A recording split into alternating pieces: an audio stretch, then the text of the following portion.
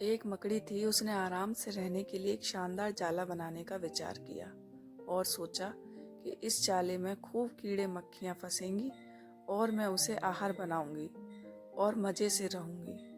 उसने कमरे के एक कोने को पसंद किया और वहां जाला बुनना शुरू किया। कुछ देर बाद आधा जाला बुनकर तैयार हो गया। यह देखकर वह मकड़ी काफ़ी खुश हुई कि तभी अचानक उसकी नज़र एक बिल्ली पर पड़ी जो उसे देखकर हंस रही थी। मकड़ी को गुस्सा आ गया और वह बिल्ली से बोली, हंस क्यों रही हो? हंसू नहीं तो क्या करूं? बिल्ली ने जवाब दिया। यहाँ मक्खियाँ नहीं हैं, ये जगह तो बिल्कुल साफ सुथरी है।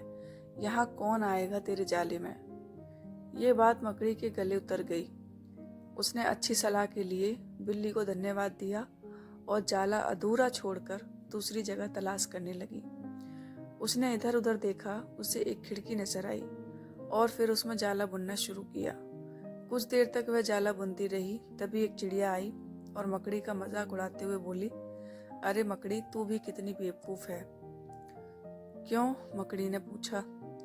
चिड़िया उसे समझाने लगी, अरे यहाँ तो खिड़की से तेज हवा आती है, यहाँ तो तू अपने जाले के साथ ही उड़ जाएगी।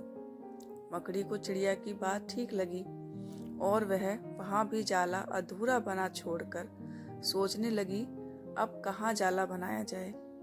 समय काफी बीत चुका था और अब उसे भूख भी लगने लगी थी।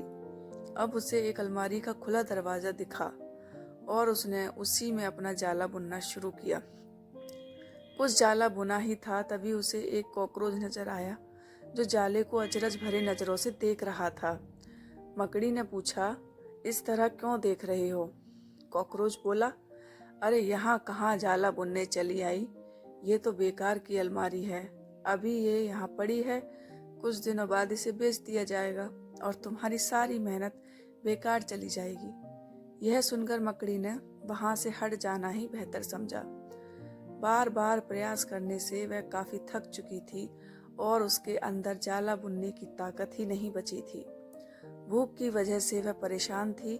उसे पछतावा हो रहा था कि अगर पहले ही जाला बुन लेती तो अच्छा रहता, पर अब वह कुछ नहीं कर सकती थी। उसी हालत में पड़ी रही। जब मकड़ी को लगा कि अब कुछ नहीं हो सकता है तो उसने पास से गुजर रही चींटी से मदद करने का आग्रह किया। चींटी बोली, मैं बहुत देर से तुम्हें देख रही थी। तुम बार बार अपना काम शुरू करती और दूसरों के कहने पर उसे अधूरा छोड़ देती, और जो लोग ऐसा करते हैं उनकी यही हालत होती है। और ऐसा कहते हुए वह अपने रास्ते चली गई और मकड़ी पछताती हुई निढाल पड़ी रही। दोस्तों, हमारी जिंदगी में भी कई बार कुछ ऐसा ही होता है। हम कोई काम की शुरुआत करते हैं। शुरू में हम उस काम के लिए बड़े उत्साहित रहते हैं, पर लोगों के कमेंट्स की वजह से उत्साह कम होने लगता है और हम अपना काम बीच में ही छोड़ देते हैं। और जब बाद में पता चलता है कि हम अपने सफलता के कितने नजदीक थे, तो बाद में पछतावे के अलावा कुछ नहीं बचता।